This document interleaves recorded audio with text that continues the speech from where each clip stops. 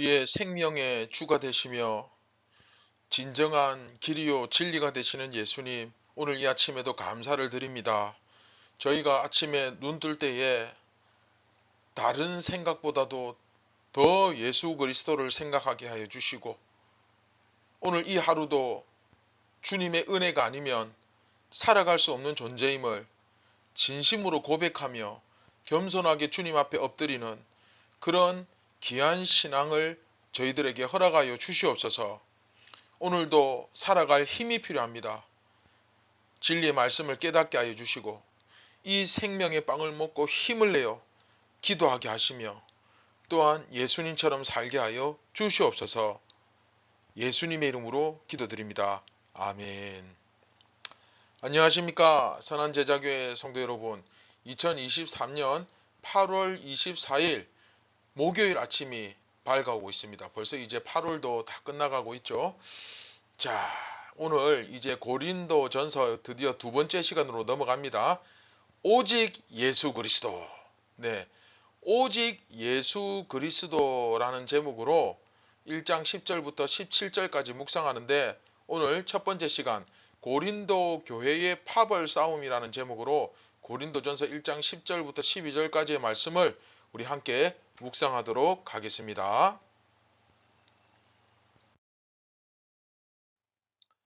형제들아, 내가 우리 주 예수 그리스도의 이름으로 너희를 권하노니 모두가 같은 말을 하고 너희 가운데 분쟁이 없이 같은 마음과 같은 뜻으로 온전히 합하라.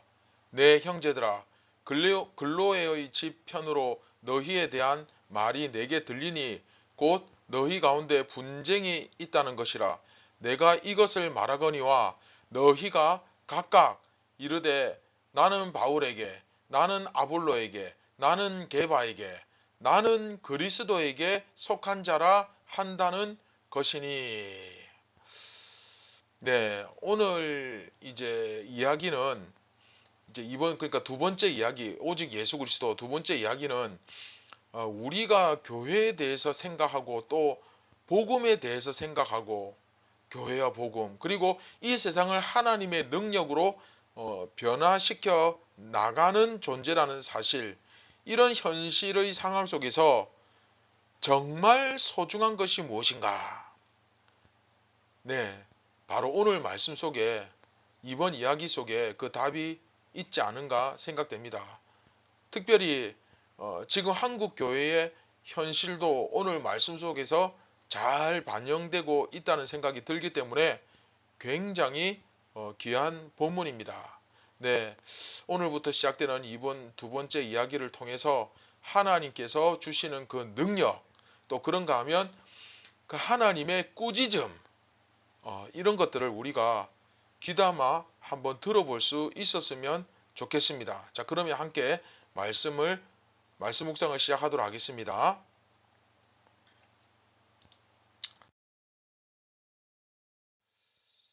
네, 우리가 지난 시간 고린도 교회를 칭찬으로 시작하는 그런 본문을 살펴보았죠. 그렇죠? 칭찬하고 축복하고 감사하고, 그렇죠? 하나님께서 베풀어 주신 그 은사가 충만하다는 이유로 기뻐하고 감사했다고 표현하는데, 그러나 이제 곧 본론이 나오기 시작하죠.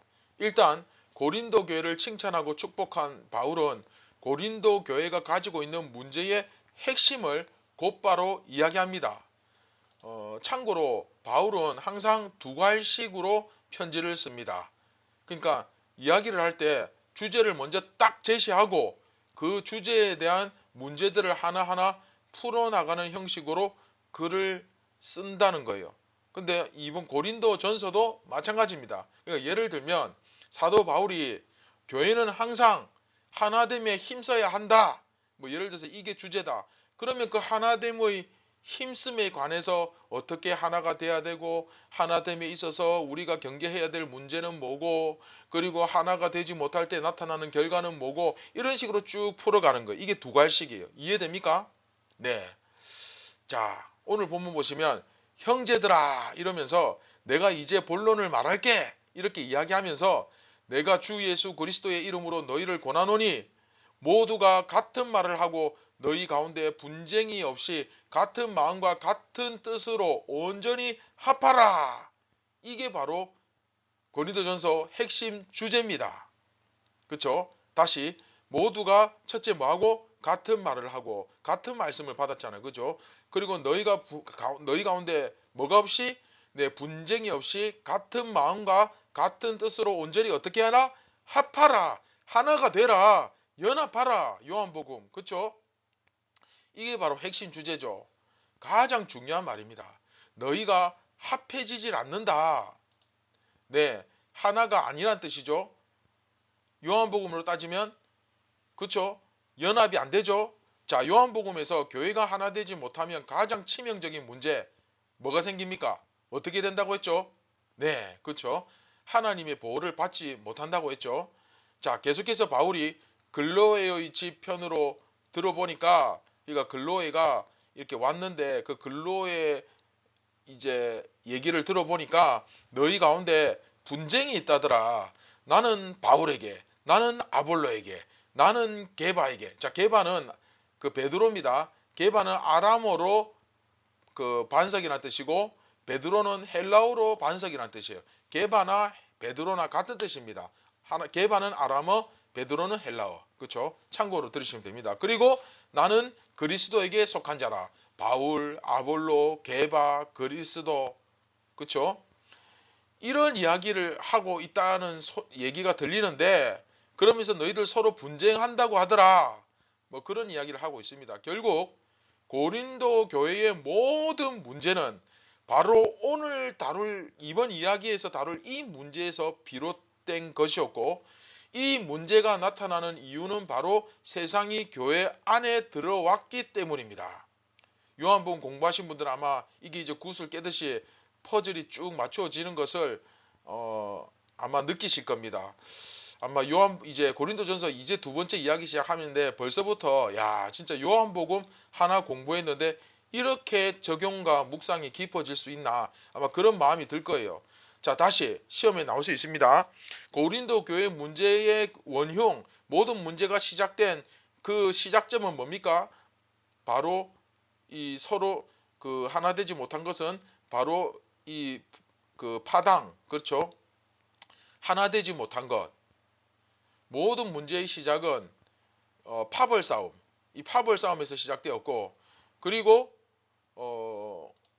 이들이 하나 되지 못한 이유, 그러니까 파벌 싸움이 시작되었는데 이런 결과가 나타난 원인은 세상이 교회 안에 들어왔기 때문이다. 자, 꼭 기억하시기 바랍니다. 자, 당시 고린도에는 수많은 소피스트들이 있었습니다. 지난 시간 잠깐 설명드렸죠. 네, 철학자들인데 소위 말을 좋아하는 사람들입니다. 그 철학자들이 자기 지식을 막 뽐내면서 경쟁하는 그런 유명한 도시가 고린도입니다. 그래서 이 고린도라는 도시 자체가 육상 또 해상 이런 육상과 해상의 교역의 중심지 역할을 하게 되면서 갑자기 이렇게 성장한 도시거든요. 그러다 보니까 정통적인 부자, 뭐 귀족들이 아니고 아버지 때나 할아버지 때부터 굉장히 아주 평범한 그런 낮은 지위의 사람들이었다가 갑자기 부자가 된 소위 말하는 그 졸부들, 그쵸? 그런 사람들이 많이 모여 있는 그런 곳이란 말이죠. 이해되시죠? 그러다 보니까 이런 사람들이 예전부터 뭐 귀족 출신들이 아니다 보니까 자기 자신을 이제 좀 과시를 좀 해야 되겠는데 내가 이런 사람인데 나 옛날에 내가 아니야 뭐 이런 이제 과시를 좀 해야 되겠는데 과시할 것은 돈밖에 없어요. 그런데 나 돈 많다 하는 것을 과시하는 것은 뭐 옛날이나 지금이나 좀 천박해 보이거든요. 좀 자기가 고귀한 신분인 것처럼 나타내려면 뭘 주로 이제 사용합니까? 학문이나 어떤 예술, 뭐 문사철이라 하죠. 그렇죠? 문학, 철학, 역사 뭐 이런 것들을 많이 사용하죠. 이것은 인류 역사상 대부분 있어 왔던 현상이죠. 자기 자신의 고귀함을 유식함을 수준 높음을 드러내기 위해서 자기가 뛰어난 학문을 이제 당장 가질 수는 없고 공부하기 싫으니까 갑자기 하려고 하니까 됩니까 이게? 그래서 어떻게 하느냐 하면 탁월한 학문을 가진 사람을 후원하는 후견인이 되는 거예요. 여하튼 그러다 보니까 철학만 열심히 하고 말만 잘하면 많은 부자들이 자기를 후원해주는, 그래서 이렇게 잘 얻어 걸리면 아무것도 안 하고 철학만 하면 되는 이런 현상이 고린도에 나타났습니다. 지난 시간에도 설명드렸지만 그러다 보니까 철학자들이 이게 사실 한두 명이 아니고 엄청 많겠죠. 막 고린도에 집중적으로 몰려들겠죠. 고린도에 가면 나를 후원해 줄 사람이 거기 있을 것이다. 이렇게 기대를 품고 있던 소피스트들이 고린도에 막 몰려와서 경연을 벌이겠죠. 내가 더 유식하다, 내가 더 똑똑하다, 나를 후원하시오, 나 이런 사람이야. 그렇죠? 돈 많은 후견인을 만나기 위해, 그래가지고 돈 많은 후견인 한 명 딱 이렇게 잘 건지면, 잘 만나면 자기는 편하게 자기 활동하면서, 그렇죠? 나름대로 가르치기만 하면 편하게 자기가 하고 싶은 걸 하면서 잘 살 수 있는 뭐 그런 상황이 벌어지는 거죠. 그런데 이때 여러 곳곳에서 몰려온 철학자 중에서도 소위 인기 있는 철학자가 있고, 그렇죠? 인싸가 있고, 인기가 좀 떨어지는 사람이 있겠죠. 그래서 인기 있는 철학자, 인기 있는 연설가, 인기 있는 달변가들이 이제 소위 생기는 겁니다. 그러다 보니까 그 사람들 중에서도 마치 이제 지금 우리로 따지면 그 연예계처럼, 연예인들처럼 이제 연예인들 막 유명해지면 무슨 오빠 뭐 저희 때는 뭐 뭡니까 저기 뭐야 나훈아, 조용필, 뭐 서태지와 아이들, 뭐 또 뭐 그 뭡니까 저기 유명한 영화 배우, 그렇죠? 뭐 이런 사람들 중심으로 해서 막 팬들이 막 사람들이 몰리잖아요, 그죠? 마찬가지예요. 이때도 지금의 연예인들처럼 막 사람들이 몰리는 거예요. 나는 소크라테스를 좋아해. 소크라테스의 가르침이 너무 좋아. 또 어떤 사람 나는 플라톤을 좋아해. 플라톤이 최고야. 뭐 이런 식으로 모이는 거죠. 소위 말하는 그 철학자를 중심으로 그 팬들이 형성되는 거예요. 그러면 어떻게 되느냐? 약간 이제 지금의 연예계하고 비슷한데 A라는 철학자를 좋아하는 사람이 있고 B라는 철학자를 좋아하는 사람이 예를 들어서 있어요. 그러면 이 A를 좋아하는 철학자의 팬들이 B를 막 공격을 해요. 예를 들면 나훈아를 좋아하는 팬들이 이 남진의 팬들을 막 공격을 하는 겁니다. 그런 일들이 가끔 벌어지지 않습니까?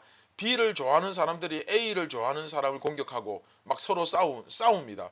굳이 왜 그래야 되는지는 잘 모르겠는데 그런 경우가 많죠. 예를 들어서 프로야구를 좋아합니다. 네, 야구 좋아하는 것은 좋은데 야구를 관람하는 것 뭐 나쁜 거 아니에요. 다 좋은데 자기가 응원하는 팀이 있는 것도 좋아요.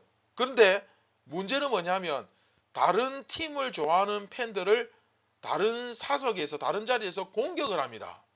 막 헐뜯고, 예를 들면 롯데팀 팬들과 두산팀 팬들이 이렇게 호프집에서 만났는데 거기서 싸움이 일어나는 거예요. 그런 일들이 벌어지는 거죠. 그런 묘한 일들이 이 당시 고린도에서도 생겨났던 겁니다. 이거는 세상이죠. 그렇죠?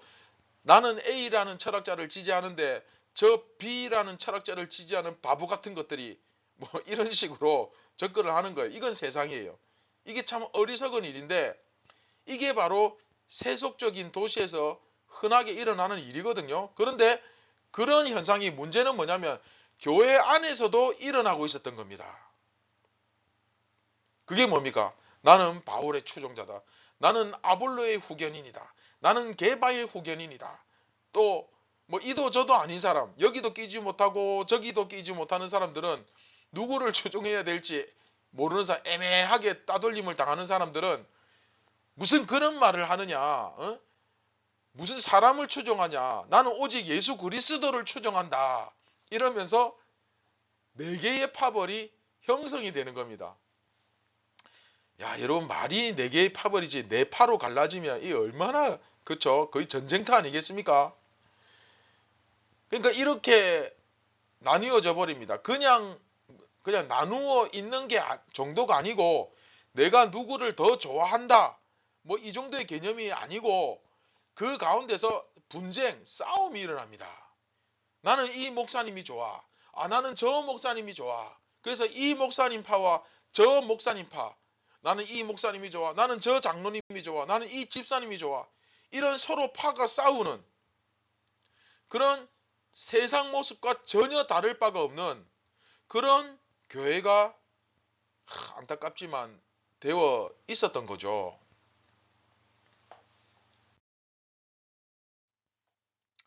네, 여러분, 오늘 본문과 관련해서 우리가 요한복음 이제 배웠으니까, 뭐 다른 성경도 마찬가지지만 일단 우리가 요한복음을 가장 최근에 배웠으니까 요한복음에서 요한복음을 가지고 한번 적용을 해보겠습니다. 자, 요한복음에서 그리스도인은 어떤 사람이라고 했습니까? 혹시 기억납니까? 설마 벌써 잊으신 건 아니겠죠? 자, 그리스도인이 무엇이 그리스도인이라는 것은 뭐냐? 무엇이 나한테 더 이로운가? 무엇이 나한테 더 득이 되는가?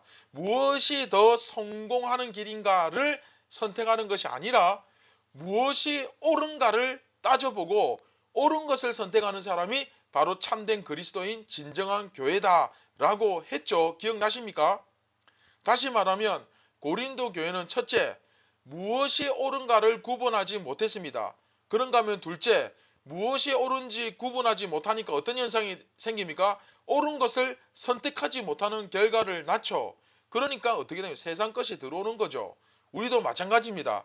이것이 세상 것인지 정말 그리스도의 것인지 구분하려면 먼저 말씀의 지식과 더불어 주님과의 인격적인 교제가 매일 이루어져야 합니다. 자, 굉장히 중요합니다. 신앙생활, 네, 신앙생활 굉장히 어렵습니다. 결코 만만하게 볼 문제 아닙니다. 그러나 여러분, 어렵다고 느껴질수록 우리는 어떻게 해야 됩니까? 히브리서 12장 2절, 믿음의 주요 온전케 하시는 주를 바라보자. 할렐루야. 왜 그렇습니까? 우리가 힘드니까, 신앙을 살아낸다는 것이 너무 어려우니까, 매일매일 유혹에 넘어질 수밖에 없으니까, 매일매일 도움이 필요하니까, 오죽하면 성경에 그죠? 때를 따라 돕는 은혜를 얻기 위하여 하나님의 보좌 앞으로 담대히 나아갈지니라. 때를 따라 돕는 은혜. 여러분, 도움이 안 필요한 날이 어디 있습니까? 결국 매일매일 은혜가 필요하다는 거예요. 그래서 어떻게 하자고요? 네, 믿음의 주, 우리를 온전케 하시는 예수님을 바라보자. 그래서 바라보자는 것입니다. 이해되십니까? 자, 말씀을 맺도록 하겠습니다. 사랑하는 선한 제자교회 성도 여러분, 우리는 매일 주님의 도움과 은혜가 필요한 존재입니다. 은혜 없이는 단 하루도 살아갈 수 없는 존재입니다. 이 영적 허세, 그렇죠? 내가 뭐 얼마나 많이 아느니, 내가 교회를 얼마나 오래 다녔느니, 내가 뭐 얼마나 은혜를 많이 받고 기적을 체험했느니 하는 그런 쓸데없는 영적 허영심과 교만을 물리치고 오늘도 예수 그리스도의 손을 강력하게 붙잡고 일어서시길 주님의 이름으로 축원드립니다. 그래서 오늘 하루도 무엇이 옳은 것인지 한 번 더 잘 분별하고 내 삶 속에 내가 속한 교회 안에 세상 것이 들어오지 못하도록 옳은 것을 선택할 수 있는 귀한 그런 하루가 되기를 주님의 이름으로 축원드립니다. 자, 우리 함께 말씀을 기억하시면서 함께 기도하시겠습니다.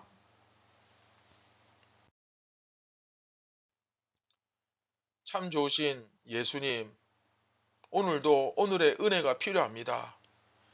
얼마나 우리가 무지하고 어리석고 한심한지, 한 번 은혜 받았다고 마치 이 은혜가 내일도 모레도 계속 가는 것처럼 착각하며 내가 과거에 받은 은혜, 그것은 그날의 은혜인데도 우리는 그것을 계속 우려먹으면서 그래서 그 방심하고 교만한 결과 우리가 속한 교회 안에 세상이 들어올 때가 너무나 많습니다. 사랑하는 예수님, 오늘도 깨어서 겸손하게 주님의 은혜를 구하며 세상이 아니라 항상 예수 그리스도가 우리의 삶에 우리 가정과 교회 가운데 충만하게 하여 주시옵소서. 우리는 오늘도 무엇이 나에게 더 덕이 되는가, 무엇이 더 이로운가, 무엇이 더 성공하는 길인가를 따지는 것이 아니라 정말 무엇이 옳은가를 선택할 수 있는, 그것이 나에게 때로는 잘 맞지 않고 또 때로는 나에게 그것이 번거롭고 불편할지라도 옳은 것을 선택할 줄 아는 저와 우리 모든 성도들, 예수님의 선한 제자가 다 되게 하여 주시옵소서. 우리를 구원하신 예수님의 이름으로 기도드립니다. 아멘. 사랑하는 선한 제자교회 성도 여러분, 오늘도 여러분들이 이 옳은 것을 분별할 수 있는 이 영적 분별력과 그것을 선택할 수 있는 믿음의 용기가 오늘도 여러분 가운데 충만하기를 간절히 소망합니다. 오늘도 예수님의 제자답게 신앙을 살아낼 수 있기를 간절히 소망합니다. 감사합니다.